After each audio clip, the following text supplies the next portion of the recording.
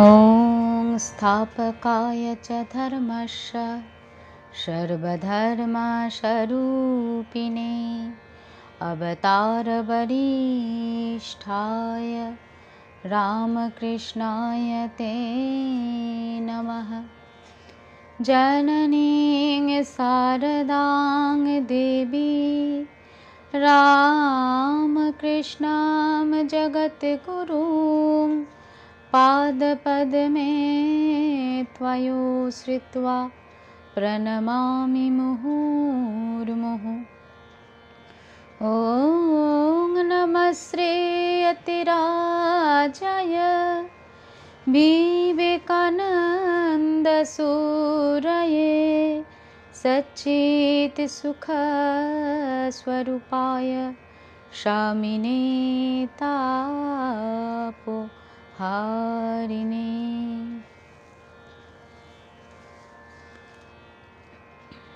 দিব্যত্রয়ী শ্রী শ্রী ঠাকুর মা এবং স্বামীজির চরণে আমার প্রণাম জানাই। উপস্থিত প্রত্যেকের জন্য রইল আমার আন্তরিক শ্রদ্ধা, শুভকামনা এবং ভালোবাসা। আজ করুণাময়ী মা শারদা এই পেজ থেকে লাইভ হয়েছি। শ্রী শ্রী রামকৃষ্ণ কথামৃত থেকে পাঠ এবং সঙ্গীত পরিবেশন করব। আজ আমি কথামৃতের যে অংশ থেকে পাঠ করব তার সংখ্যা হচ্ছে দ্বিতীয় পরিচ্ছেদ, যেখানে হেডিং রয়েছে ঠাকুরের সমাধি ও জগন্মাতার সহিত কথা, এবং এই দিনটি হচ্ছে 1884 সালের 3রা আগস্ট।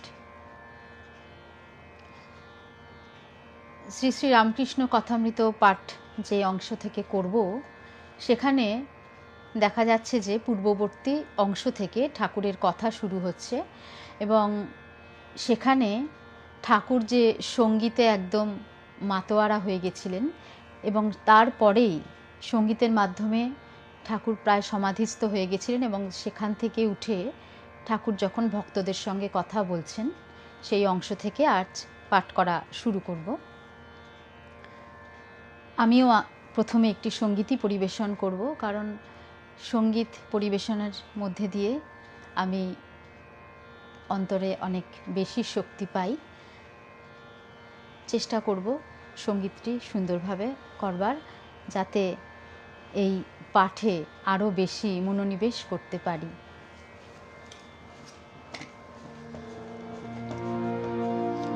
এখন যে সঙ্গীতটি আমি পরিবেশন করব সেটি রাজা রামকৃষ্ণ রচিত কালী কীর্তন। এই সঙ্গীতটি ঠাকুরও গেয়েছেন, বিভিন্ন জায়গায় আমরা পেয়েছি।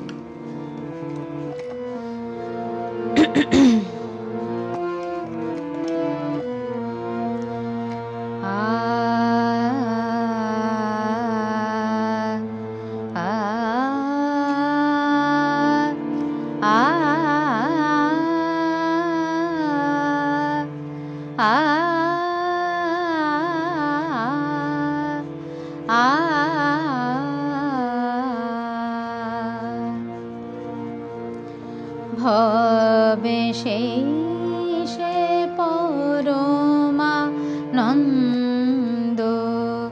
যে জন পরমানন্দ ময়ীরে জানে, ভবে শেষে পরমানন্দ যে জন পরমানন্দ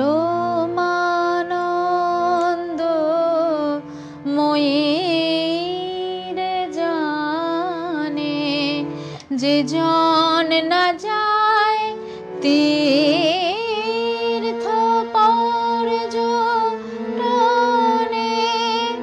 কালী ছাড়া কথা না শুনে কানে, সন্ধ্যা পূজা কিছু না মানে, যা করেন কালী সেই সে জানে, ভবে সেই সে পরমানন্দ, যে জন পরমানন্দ ময়ূরে জানে, যে জন না যায় তীর্থ পর্যটনে, কালী ছাড়া কিছু না শুনে কানে, সন্ধ্যা পূজা কিছু না মানে, যা করেন কালী সেই সে জানে, ভবে সেই সে পরমানন্দ।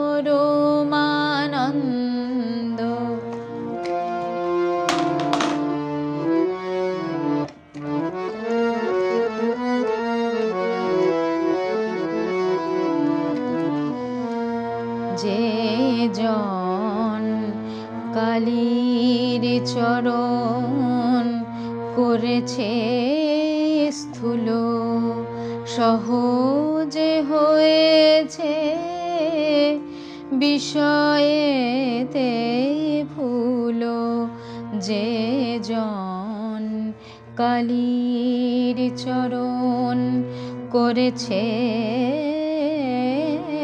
স্থূল, সহজে হয়েছে বিষয়েতে ভুল, ভরার নবে পাবে সে কুল, ভরার নবে পাবে সে কুল, মূল হারাবে সে কেমনে, রাজা রাম কৃষ্ণ কয় এমন জনে, লোকের নিন্দা না শুনে কানে, আখি ঢুলু ঢুলু রজনী দিনে, কালী নাম অমৃত পীযুষ পানে, ভবে সেই সে পরমানন্দ, যে জন পরমানন্দ ময়ূরে জানে, ভবে সেই সে পরমানন্দ।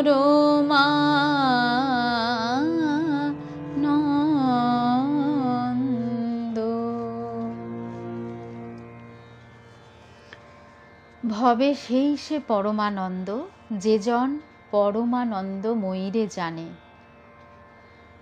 ভবে আমরা এই পৃথিবীতে, ভবে অর্থাৎ এই পৃথিবীতে যে আমরা জীবন ধারণ করে চলি, তাতে বারবার সুখ আর দুঃখের যে তরঙ্গ তার মধ্যে দিয়ে চলছি, এবং সেই দুঃখের আঘাত অভিঘাতে আমরা জর্জরিত হয়ে পড়ি।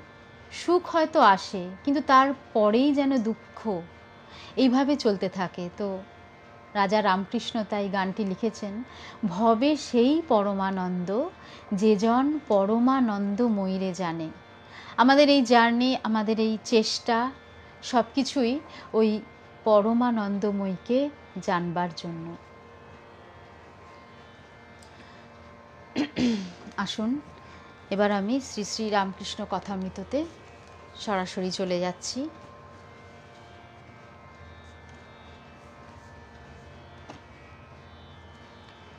প্রথমেই বললাম, আজকের যে দিনটি শ্রীম যে দিনটিকে লিখেছেন, প্রত্যেকটি দিন এইভাবে ঠাকুরের সঙ্গে তিনি যখন সঙ্গ করতেন, সেই দিনটিকে তিনি ডায়েরিতে লিপিবদ্ধ করে রাখতেন, এবং যার ফলে সেই যে দিনের অথেন্টিক যে ব্যাপারটা, সেটা একেবারে পরিপূর্ণ।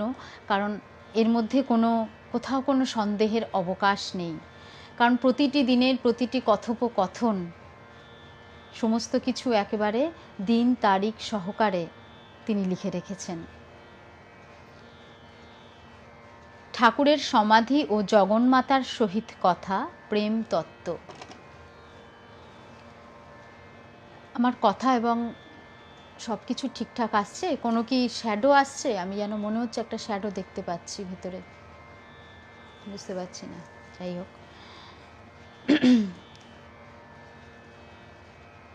শ্রীম লিখছেন, আগের কনটেক্সট থেকে লিখছেন যে এই গান গাহিতে গাইতে, অর্থাৎ গানগুলো ছিল শ্যামা ধন কি সবাই পায়, মজলো আমার মন ভ্রমরা, শ্যামা মা কি কল করেছে ইত্যাদি গানগুলো রয়েছে তার আগেই।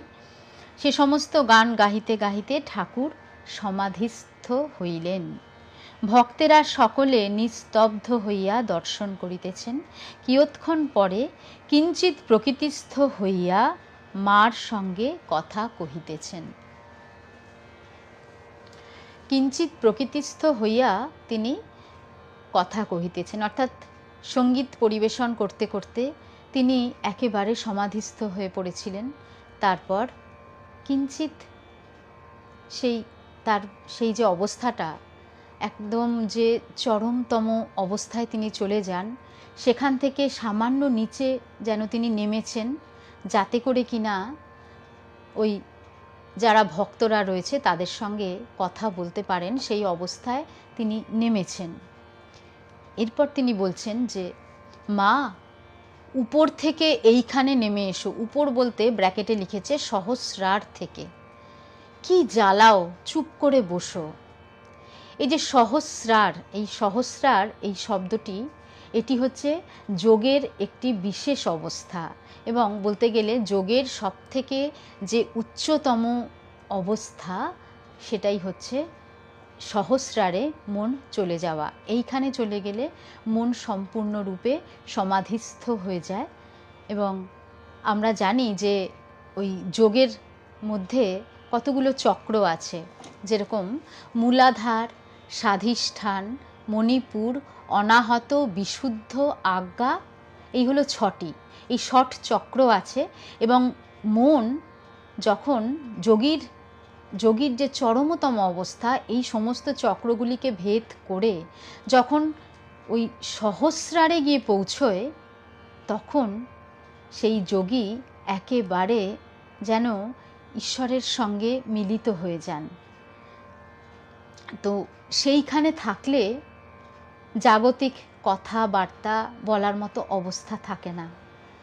ঠাকুর তাই বলছেন যে তাকে তো ভক্তদের সঙ্গে দুটো কথা বলতে হবে, তাদেরকে কিছুটা তাদের মতো করে উপদেশ দিতে হবে।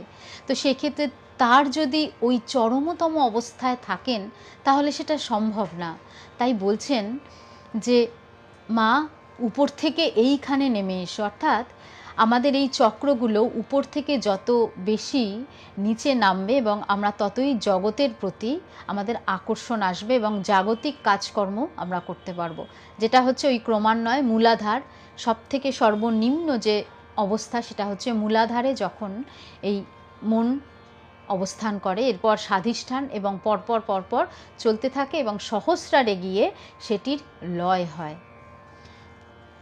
তখন বলছেন, তিনি নিজেই বলছেন, স্বগতোক্তি করছেন যেন, মা যার যা আছে তাই তো হবে, আমি আর এদের কি বলবো, বিবেক বৈরাগ্য না হলে কিছু হয় না। যার যা সংস্কার, অর্থাৎ এই যে এক একজন মানুষ এক এক রকমভাবে তারা ঈশ্বরকে সাধনা করছেন, তার এই সাধনা করার যে শক্তি বা তিনি যেভাবে পাচ্ছেন ঈশ্বরকে, সেটা কিন্তু তার সংস্কারের উপর নির্ভর করছে। প্রতিটি জন্মে সে কতটুকু এগিয়েছে তার উপরে এটি নির্ভর করছে। সেই জন্য বলছেন যে যার যা সংস্কার আছে তাই তো হবে, আমি আর এদের কি বলবো, বিবেক বৈরাগ্য না হলে কিছু হয় না। অর্থাৎ সাধনার মূল জিনিস হচ্ছে বিবেক এবং বৈরাগ্য, সেটি না হলে কিছু হবে না। বৈরাগ্য অনেক প্রকার। একরকম আছে মর্কট বৈরাগ্য। ঠাকুর এখানে বলছেন বৈরাগ্য অর্থাৎ বিষয়ের থেকে বিরাগ, সেই বৈরাগ্য তার একটা প্রকার আছে মর্কট বৈরাগ্য। সেটা কীরকম না, সংসারের জ্বালায় বৈরাগ্য, সেই বৈরাগ্য বেশি দিন টেকে না, আর সেই বৈরাগ্য বেশি দিন থাকে না। আর ঠিক ঠিক বৈরাগ্য, সব আছে কিছুর অভাব নাই অথচ সব মিথ্যাবোধ। এখানে একটু বলি, এই যে মর্কট বৈরাগ্য, ঠাকুর বলছেন কি, সেই বৈরাগ্য বেশি দিন থাকে না যেটা কিনা সংসারের জ্বালায় জ্বলে। অর্থাৎ সংসার থেকে যখন আমি দুঃখ জ্বালা পাচ্ছি মনে হচ্ছে আমি ঈশ্বরের ভক্ত হয়ে যাই, অর্থাৎ মনটা কিন্তু আমার ওই বিষয়ের প্রতি আসলে রয়েছে, ওই বিষয়টিকে আমি পাচ্ছি না বলে আমি সেই না পাওয়ার জ্বালা থেকে যেন ঈশ্বরের ভক্ত হয়েছি। অর্থাৎ যখন সেটি কোনো সময় যখন এসে হাজির হবে তখন যেন আবার সেই জায়গায় আমি চলে যাব। ঠাকুর অন্যত্র বলেছেন না, সেই বাঁদরের মতো অবস্থা, সে চুপ করে বসে আছে, যেন মনে হচ্ছে সে একেবারে সাধু সন্ত, তার মনে বিরাগ, বিষয়ের প্রতি বিরাগ, কিন্তু তা নয়। যখনই তার ওই যে জিনিসটা প্রিয় জিনিসটা তার কাছাকাছি আসবে তখনই ঝপ করে সে লাফিয়ে পড়বে তার উপরে। এই হচ্ছে একটা বৈরাগ্য যাকে মর্কট বৈরাগ্য বলছেন। আর ঠিক ঠিক বৈরাগ্য, ঠিক ঠিক বৈরাগ্য জিনিসটা কি কিনা, সব আছে কিছুর অভাব নেই অথচ সব মিথ্যা বোধ। তার কিন্তু অভাব বোধ নেই, তার যে জিনিসপত্র যা কিছু তার বিষয় আশয়, তার বৈষয়িক জিনিস সমস্ত কিছু যা আছে সব কিছুই আছে, সেখানে যে না পাওয়ার যে অভাব সেরকম নয়, কিন্তু তবুও সেগুলোকে অনিত্য ভাবা, এই ভাবটা হচ্ছে সঠিক বৈরাগ্য। যে যে আমার এগুলো আছে কিন্তু এগুলো আমার চিরস্থায়ী নয়, এগুলো আমার চিরদিনের নয়, এগুলো অনিত্য বস্তু, এই ভেবে যে তার সঙ্গে ডিল করা প্রতিটা জিনিস। আমাদের সংসারের মধ্যে যখন আমরা চলতে থাকি, আমরা সম্পর্ক থেকে শুরু করে সমস্ত কিছু নিয়ে আমরা চলি, এবং সেই সময় আমাদের চলতে তো হবেই, কারণ এই জীবনটা একটা ধারায় যখন চলছে আমি তো তার থেকে ফিরে আসতে পারি না, চলছি, কিন্তু আমার চিন্তা ভাবনা, আমার ধারণাটা থাকবে যে এগুলো যা নিয়ে আমি চলছি সেটা কিন্তু অনিত্য। সেটাই হচ্ছে বৈরাগ্য। বলছে সেটি মিথ্যা বোধ। ঠাকুর বলছেন এই কথাটাই, সব আছে কিছুর অভাব নেই অথচ সব মিথ্যা বোধ। এরপর আবার বলছেন বৈরাগ্য একেবারে হয় না, মানে একবারেই সেই বৈরাগ্য হবে না, সময় না হলে হয় না। তবে একটি কথা আছে, শুনে রাখা ভালো, সময় যখন হবে তখন মনে হবে ও সেই শুনেছিলাম। তো ঠাকুর দেখুন প্রত্যেকটা সিচুয়েশান আমাদের কি কি হতে পারে, আমাদের মতো সাধারণ মানুষদের কেমন কেমন সিচুয়েশান আসতে পারে, আমরা কিভাবে ভাববো, কিভাবে চলবো, সমস্ত কিছু তিনি বুঝতে পারছেন, এবং সেই জন্য তিনি বলে দিচ্ছেন সাথে সাথে যে এই বৈরাগ্য কিন্তু একবারে হয়ে যাবে না, জন্ম জন্মান্তরের সাধনা দিয়ে এটা আসবে। আর তবে একটি কথা, শুনে রাখা ভালো। আমরা এই যে পড়ছি, এই যে শুনছি বিভিন্ন মহারাজদের কথা, সাধুসঙ্গ করছি, এই বই পড়ছি, এটাও সাধুসঙ্গ এক রকমের, এই সমস্ত যে করছি এর মধ্যে দিয়ে কী করছি না, আমরা ওই জ্ঞানটা শুনে রাখছি, জেনে রাখছি। পরবর্তীকালে যখন আমরা আস্তে আস্তে এই অনুযায়ী চলতে পারবো তখন আমাদের মনে হবে হ্যাঁ এইটা তো আমরা পড়েছিলাম, এইটা তো আমরা শুনেছিলাম, ফলে সেটা খুব ভালো কাজ করবে। তাই আমাদের এগুলো শোনা পড়া, এই যে অভ্যাস, আমরা এগুলো করার চেষ্টা করব। নাইবা হলো আমাদের সেই বৈরাগ্য যদিও বা নাও এসে থাকে, তবু আমরা এই চেষ্টাটুকু করতে পারি, কারণ এই চেষ্টার মধ্যে দিয়েই আমাদের সফলতার দিকে আমরা এগিয়ে যেতে পারবো। তারপর বলছেন আরেকটি কথা, এসব কথা শুনতে শুনতে বিষয় বাসনা একটু একটু করে কমে, মদের নেশা কমাবার জন্য একটু একটু চালুনির জল খেতে হয়, তাহলে ক্রমে ক্রমে নেশা ছুটতে থাকে। তো বলছেন যে আমাদের ভেতরটা তো বিষয় বাসনাতে ভর্তি, তো সেই বিষয় বাসনা, সেই যে মদের নেশা, তীব্র নেশা, সেই নেশাকে কমাবার জন্য উল্টো দিক থেকে আমরা কি করতে পারি? ওই ঠাকুর বলছেন চালুনির জল একটু একটু খেতে হয়। এই যে এই সমস্ত করছি আমরা, সাধু সঙ্গ, বই পড়া, এগুলো কি আমাদের ওই যে অ্যাটাচমেন্ট, ওই যে আমাদের ডিজায়ার, এই সমস্তগুলো আছে, তার মধ্যে এই বিষয়গুলো যদি আমরা সারা দিনের মধ্যে একটু একটু করে দিতে পারি, তো সেইখানটা কিছুটা কমবে। যতটা আমরা এইখানে এই ধরনের বিষয়গুলোকে রাখতে পারবো, ওই বিষয় কিন্তু একটু একটু করে অন্তর্হিত হবে। যেরকম অপরিষ্কার জায়গায়, ধরুন যেখানে নোংরা রয়েছে, সেখানে যদি আমরা পরিষ্কার জল ঢালতে থাকি, হয়তো প্রথমে একেবারে পরিষ্কার হয়ে যাবে না, কিন্তু ক্রমান্বয়ে কিছুটা করে নোংরা সরে যাবে এবং পরিষ্কার হবে জায়গাটা। ঠিক এই রকমই তো ঠাকুর তাই বলছেন যে এইসব কথা শোনা, পড়া, এগুলো যদি আমরা চালাতে থাকি, তাহলে আমাদের একটু একটু করে সেই পরিষ্কার হতে থাকবে, আমাদের পথ পরিষ্কার হবে। এরপরের কথাটি শুনুন, জ্ঞান লাভের অধিকারী বড়ই কম। গীতায় বলেছে হাজার হাজার লোকের ভিতর একজন তাকে জানতে ইচ্ছে করে। জ্ঞান লাভের অধিকারী অর্থাৎ এই ঈশ্বরকে জানবার এই যে এই জ্ঞান জানবার অধিকারী খুব কম। জানবার যে আগ্রহ, ইচ্ছে, আমরা তো দেখি কত মানুষ এই ফেসবুক খুললে আপনার রাস্তা ঘাটে কত রকম মানুষের কত রকম মেন্টালিটি, কিন্তু তার মধ্যে আপনি খুব কম পাবেন যারা একটু আধ্যাত্মিক জিজ্ঞাসু। ঠাকুর বলে দিচ্ছেন হাজার জনের মধ্যে একজন জানতে চাইবে যে কি আছে এতে, হোয়াট ইজ আধ্যাত্মিকতা, কি আছে এতে, এইটুকু, এই ঈশ্বরকে জানবার ইচ্ছেটুকু, সেটা কিন্তু হাজার জনের মধ্যে একজন মানে পাওয়া যাবে কিনা সন্দেহ। অনেকে পুজো টুজো অনেক কিছুই করেন, কিন্তু জানতে চাওয়া, যে জিজ্ঞাসু হওয়া, জ্ঞানের অধিকারী হওয়া, ঠাকুর বলছেন। আবার আরও বেশি শুনুন, দেখুন আরও সাংঘাতিক কথা যেটা, আবার যারা জানতে ইচ্ছে করে সেইরূপ হাজার হাজার লোকের ভিতর একজন জানতে পারে। প্রথমে তো উনি বললেন যে জানার লোকের এতটাই অভাব, হাজার লোকের ভিতর একজন হয়তো জানতে চাইতে পারে। এরকম একজন, এরকম যদি হাজার জন পাওয়া যায়, তার মধ্যে হয়তো একজন জানতে পারে। কতটা দুর্গেয়, সেই সংখ্যা কতটাই কম যিনি এটা জানতে পারবেন। তান্ত্রিক ভক্ত একজন ওখানে উপস্থিত ছিলেন, তিনি বলছেন গীতা থেকে, মনুষ্যানাং সহস্রেষু কশ্চিৎ যততি সিদ্ধয়ে। এটাকেই, এই যে হাজার জনের যে ব্যাপারটা, হাজার মানুষের মধ্যে একজন তাকে জানার ইচ্ছে করে, এবং এই জানার ইচ্ছে করার হাজার জনের মধ্যে একজন হয়তোবা সাকসেস হয়।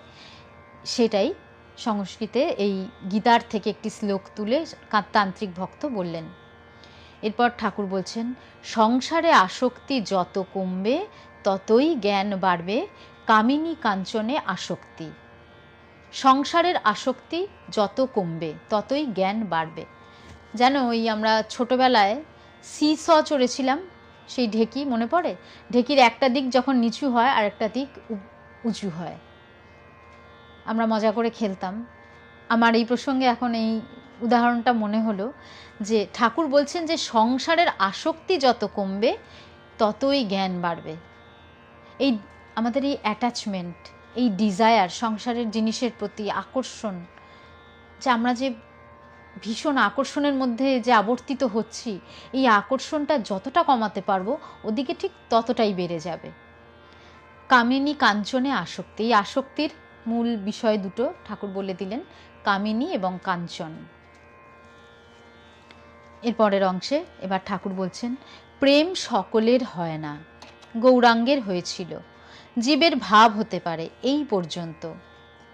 অর্থাৎ প্রেম সেটা কিনা অনেক ব্যাপ্তি, তার প্রেমের গভীরতা অনেক দূর। এই প্রেম সকলের হয় না, এটা ঈশ্বর কোটির মানুষের হয়, গৌরাঙ্গের হয়েছিল প্রেম, জীবের ভাব হতে পারে। এই পর্যন্ত। ভাব কি? ভাব সম্বন্ধে আমরা কি বলতে পারি? ভাব বা ভক্তি, ওই যে ভক্তির নবধা ভক্তি আমরা পড়েছি, যেরকম হচ্ছে দাস্য, সখ্য, এরকমভাবে যে ভক্তির বিভিন্ন পথ আছে, এই পথ দিয়ে আমরা এগোতে পারি। এই সমস্ত এগুলো হচ্ছে পথ যেটা কিনা আমাদের ভাবের দিকে নিয়ে যায়, ভক্তি ভাব তৈরি করতে পারে। কিন্তু প্রেম, সে যে অনেক বড় ব্যাপার। ঈশ্বরের সঙ্গে প্রেম হয়ে যাওয়া খুবই কঠিন, সেটা গৌরাঙ্গের হয়েছিল। এই প্রেম সম্পর্কে আমার একটা উদাহরণ মনে পড়ল। ঈশ্বরের প্রতি যখন প্রেম হবে, আমরা ওই শ্রীমতীকে পেয়েছিলাম, শ্রীমতীর কথা আমরা শুনেছি যে একটা সময় ভগবানের মাথার যন্ত্রণা হয়েছে। মাথার যন্ত্রণা কি করে উপশম হবে? তিনি বলছেন যে কোনো একজন ভক্তের, আমার ভক্তের পায়ের ধুলো নিয়ে এসো, সেই ধুলো যদি আমি কপালে লাগাই তাহলে আমার মাথার যন্ত্রণা কমবে। এইবারে তার তো কত, ভগবানের তো গোপ গোপী তো কত আছে, তারা সবাই ভাবছে যে আমাদের পায়ের ধুলো ভগবান শ্রীকৃষ্ণের কপালে যাবে, সে তো মানে চরম পাপ হয়ে যাবে। কেউ দিতে রাজি হলো না। কিন্তু শ্রীমতী বললেন যে হোক, আমার যা খুশি হোক, যত পাপ হোক, এই ধুলো নিয়ে যাও, ওনার কপালে লাগাও, ভগবানকে সুস্থ করো। এই হচ্ছে প্রেম। সে নিজে যেখানে মানে যত মানে খারাপ জায়গায় তার খারাপ অবস্থা হোক, কিন্তু তার মনে হবে যে প্রভু আমার ভালো থাকুক, প্রভুর প্রতি প্রেম। এই প্রেম তো সকলের হয় না। আমরা ঈশ্বরের কাছে চাই, কিন্তু ঈশ্বরের জন্য অন্তরকে পুরো সমর্পিত করে দেওয়া সম্পূর্ণরূপে, এটা কি হয়? এটা খুব কঠিন।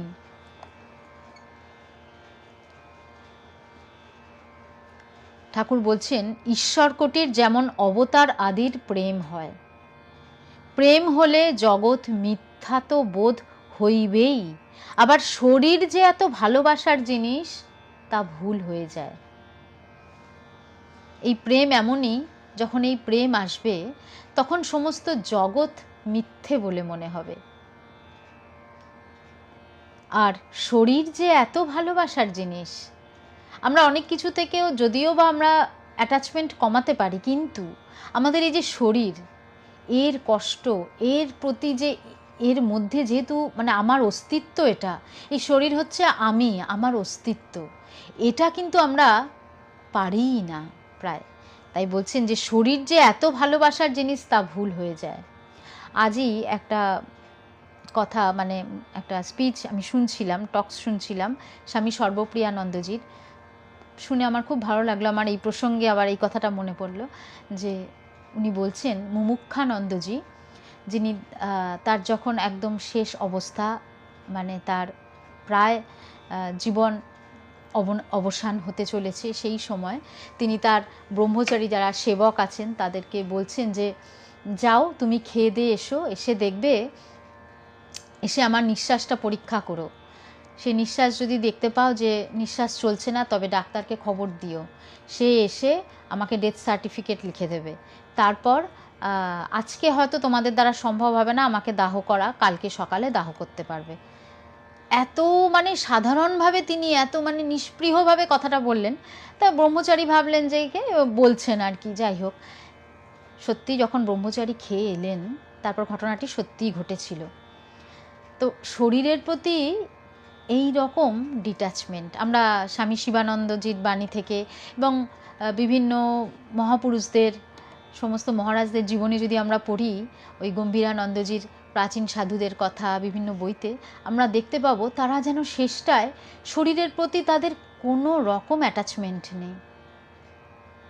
এই হচ্ছে ব্যাপার। আমরা অন্তত পড়ে জানি, আমরা জেনে রাখি, যে ঠাকুর বলেছেন জেনে রাখা ভালো। তারপর বলছেন পার্সি বইয়ে বা হাফেজে আছে, চামড়ার ভিতর মাংস, মাংসের ভিতর হাড়, হাড়ের ভিতর মজ্জা, তারপর আরও কত কি, সকলের ভিতর প্রেম। তো আমাদের তো বলছেন যে এই যে সকলের ভেতরে যে প্রেম, ভেতরে যখন প্রেমটা আসে ঈশ্বরকোটি মানুষের, সেই তাকে দেখতে বাইরে থেকে তো সাধারণ, যেমন আমরা বাইরে থেকে যে চামড়াটা দেখছি, আমরা কি ভাবতে পারি এর ভেতরে এত কিছু চলছে, রক্ত মাংস মজ্জা কত কিছু আছে, সেগুলো তো আমাদের চোখে দৃশ্যমান নয়, আমরা উপরের চামড়াটাই কেবল দেখতে পাই। ঠিক সেরকম ভেতরে যে প্রেম যে বইছে সেটা তো উপর থেকে দেখে বোঝা যায় না। প্রেমে কোমল নরম হয়ে যায়, প্রেমে কৃষ্ণ ত্রিভঙ্গ হয়েছেন। প্রেম হলে সচ্চিদানন্দকে বাঁধবার দড়ি পাওয়া যায়, যাই দেখতে চাইবে দড়ি ধরে টানলেই হয়, যখন ডাকবে তখন পাবে। ভক্তি পাকলে ভাব, ভাব হলে সচ্চিদানন্দকে ভেবে অবাক হয়ে যায়। জীবের এই পর্যন্ত, আবার ভাব পাকলে মহাভাব প্রেম, যেমন কাঁচা আম আর পাকা আম। তো ঠাকুর বলছেন আমাদের মতো সাধারণ মানুষ যারা, সাধারণ ভক্ত যারা, তাদের ভেতরে ভক্তি, এবং এই ভক্তির পথে চলতে চলতে তাদের ভেতরে ভাব আসবে, তখন সে সচ্চিদানন্দকে ভেবে অবাক হয়ে যায়। আবার সেই ভাব পাকলে মহাভাব।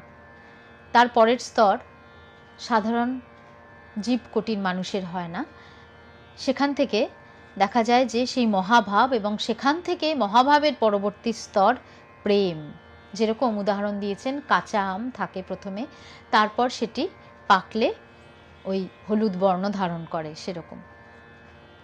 এরপর বলছেন শুদ্ধা ভক্তি সার, আর সব মিথ্যা। শুদ্ধা ভক্তি বলতে এখানে আনকন্ডিশনাল লাভ, কোনো রকম চাওয়া পাওয়া এসব যখন সম্পূর্ণরূপে অন্তর্হিত হয়। আমরা চাওয়া পাওয়ার মধ্যে কি রাখি? আমাদের জাগতিক কিছুই থাকে, জাগতিক জিনিসই আমাদের চাওয়া পাওয়ার মধ্যে থাকে। ঈশ্বরকে আমরা ডাকি কেন? আমার যাতে একটা কমফোর্টেবল একটা সিচুয়েশন চলে, আমার সব কিছু যেন বেশ স্মুথলি হতে থাকে, যেখানে যা কষ্ট আছে সেগুলো দূরীভূত হয়।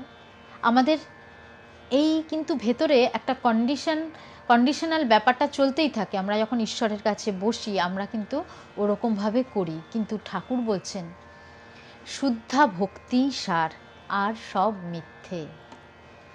নারদ স্তব করাতে রাম বললেন তুমি বর লও, নারদ চাইলেন শুদ্ধা ভক্তি, আর বললেন রাম যেন তোমার জগৎ মোহিনী মায়ায় মুগ্ধ না হই।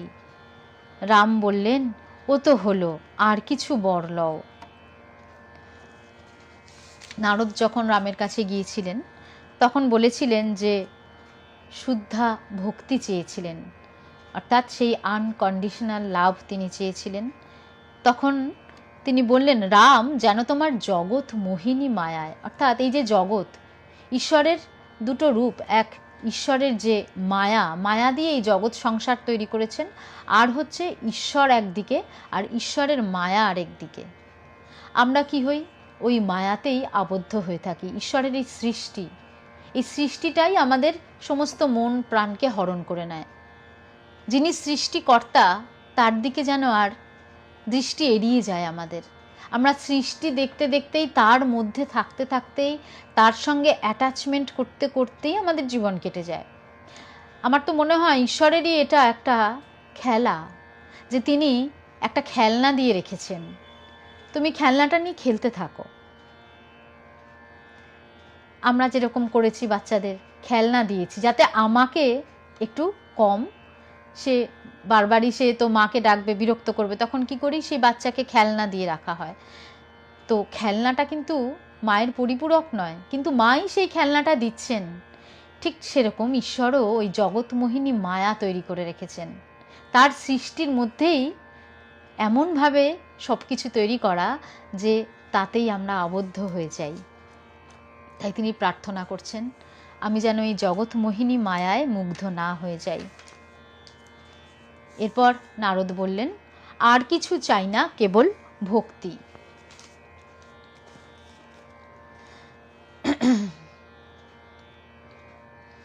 এই ভক্তি কী রূপে হয়? না প্রথমে সাধুসঙ্গ করতে হয়, সাধুসঙ্গ করলে ঈশ্বরীয় বিষয়ে শ্রদ্ধা হয়, শ্রদ্ধার পর নিষ্ঠা, ঈশ্বর কথা বই আর কিছুই শুনতে ইচ্ছে করে না, নিষ্ঠার পর ভক্তি, তারপর ভাব, মহাভাব এবং বস্তুলাভ। আচ্ছা, এইরকম পরপর হতে হতে যে প্রেম হয়, এই প্রেম আমরা দেখেছি অন্যত্র ঠাকুরের আরও কিছু পড়েছি যখন, তাতে দেখেছি প্রেম 4 রকমের হয়। কীরকম না, একাঙ্গী প্রেম, একাঙ্গী প্রেম, সাধারণী প্রেম, সামঞ্জস্যা এবং সামর্থ্যা, এই 4 রকম প্রেম আছে।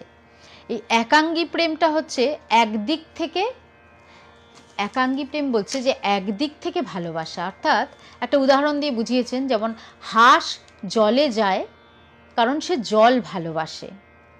জলের মধ্যে হাঁসের যে জলের প্রতি যে একটা মানে টান, সেটা হচ্ছে একাঙ্গী ভালোবাসা। জলের কিন্তু তার সঙ্গে কোনো জলের কোনো ব্যাপার নেই, শুধুমাত্র হাঁসই সেই জলের দিকে যায়, এই হলো একাঙ্গী প্রেম। সাধারণী প্রেম হচ্ছে কি না, যেখানে শুধুমাত্র নিজের সুখের জন্য, অর্থাৎ তোমাকে ভালোবেসে আমি সুখী হব, সেটাকে বলা হয় সাধারণী প্রেম। এবং সামঞ্জস্যা প্রেম কি, আমিও সুখী হবে, আমিও সুখী হব, তুমিও সুখী হবে, যেরকম হচ্ছে রুক্মিণীর প্রেম। এবং সামর্থ্যা প্রেম কীরকম, যেটা শ্রীমতীর হয়েছিল। শ্রীমতীর প্রেম যেটা কিনা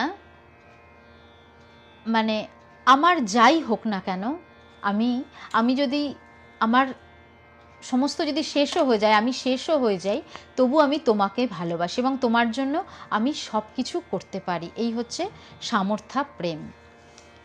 এই প্রসঙ্গে এরপরে বললেন ঠাকুরের কথা, ভক্তের জ্ঞান, ও আচ্ছা না একটু বাদ গেল, আচ্ছা, মহাভাব প্রেম অবতার আদির হয়, সংসারী জীবের জ্ঞান, ভক্তের জ্ঞান আর অবতারের জ্ঞান সমান নয়।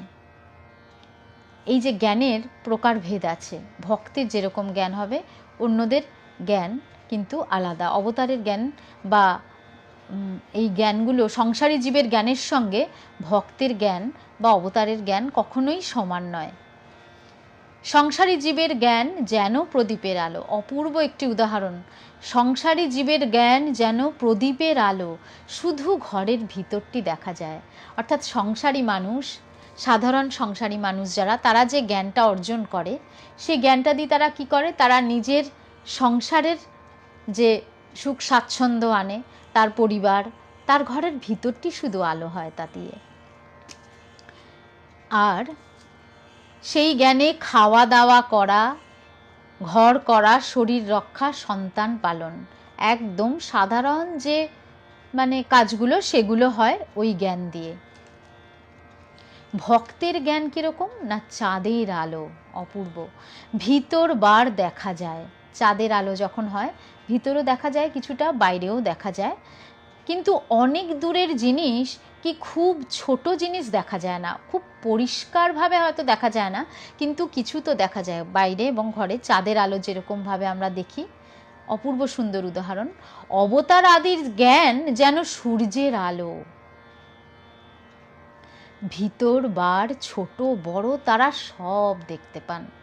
দিনের আলো যেরকম, সূর্য যখন ওঠে, ঘরে ভেতর যেরকম বাইরে যেরকম পরিষ্কার দেখা যায়, সেটাই হচ্ছে সেই জ্ঞানের আলো। কীরকম না, ঠিক এই রকম। অবতার আদির আলো যখন পড়ে, তখন সমস্ত কিছু যেন এই রকম আলোকিত হয়। তবে সংসারী জীবের মন ঘোলা জল হয়ে আছে বটে। সংসারী জীবকেও ঠাকুর কিন্তু একেবারে দেখুন, তারও একেবারে ফেলে দিচ্ছে না, তার জন্যেও বলছেন তিনি, সংসারী জীবের যে মন, সেটা ঘোলা জলের মতো, কিন্তু নির্মলি ফেললে আবার পরিষ্কার হতে পারে। সেই নির্মলিটা কি, নির্মলি হচ্ছে কোনো একটা বস্তু যেটা ফেললে আমরা দেখেছি ঘোলা জল পরিষ্কার হয়, ফিটকিরি সম্ভবত। তো বলছে বিবেক বৈরাগ্য নির্মলি, বিবেক বৈরাগ্য, নিত্য অনিত্য বস্তু বিচার, এইভাবে যদি সেটা দেখা হয়, সে সংসারী জীব যদি তার পারিপার্শ্বিক সব কিছুর মধ্যে ওই নিত্য অনিত্য বস্তু বিবেক যদি বিচার করতে পারে, তবেই সে আবার তার অবস্থার উত্তরণ ঘটতে পারে। এইবার ঠাকুর শিবপুরের ভক্তদের সঙ্গে কথা কহিতেছেন। আজকে এই অবধি পাঠ করলাম। এরপর আমি একটি সঙ্গীত পরিবেশন করব, করে আজকের মতো আমার অনুধ্যান শেষ করব।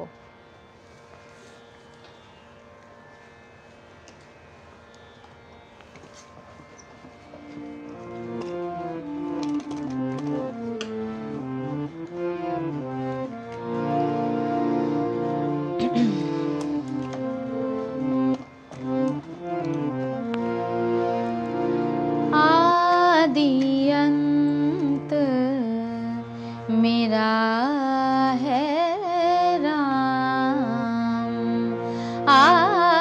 आदिअंत मेरा है राम, प्रभु बिना और सकल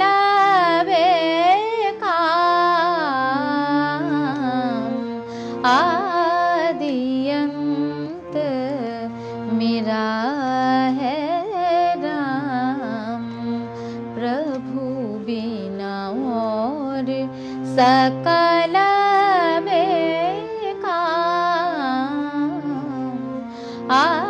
आदिअंत मेरा है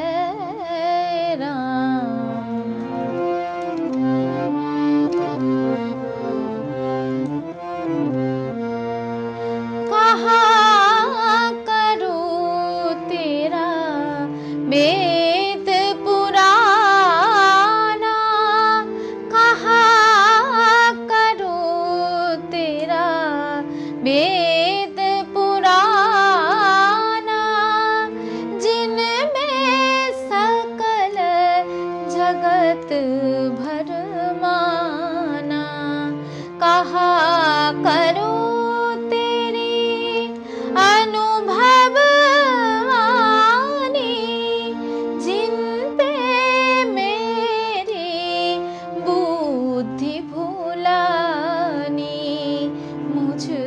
अनुभव तो है बस नाम से काम, मुझको तो है बस नाम से काम, आदिअंत मेरा है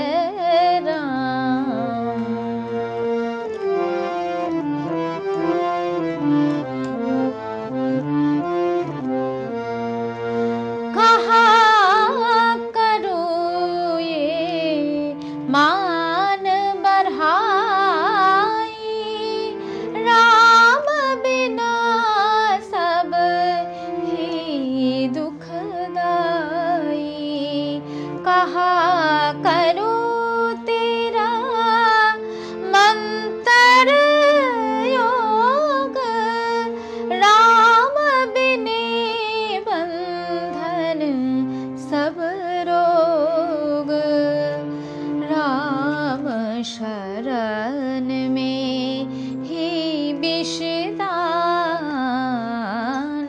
राम शरण में ही विषदान,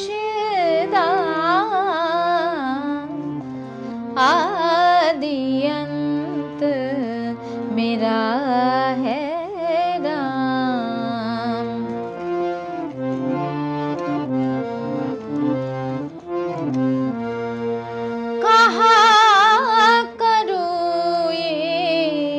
इंद्रिन का सुख, कहाँ करूँ ये इंद्रिन का सुख, राम बिना सब देवत है दुख, दरिया कहे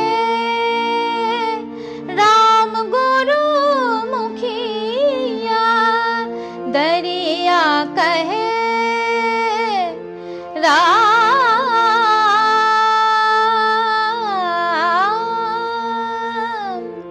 राम दरिया कहे राम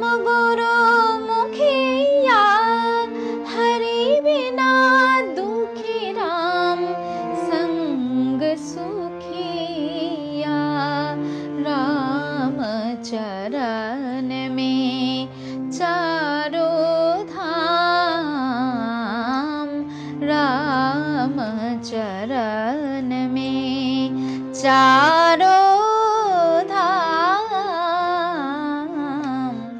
आदि अंत मेरा है রাম।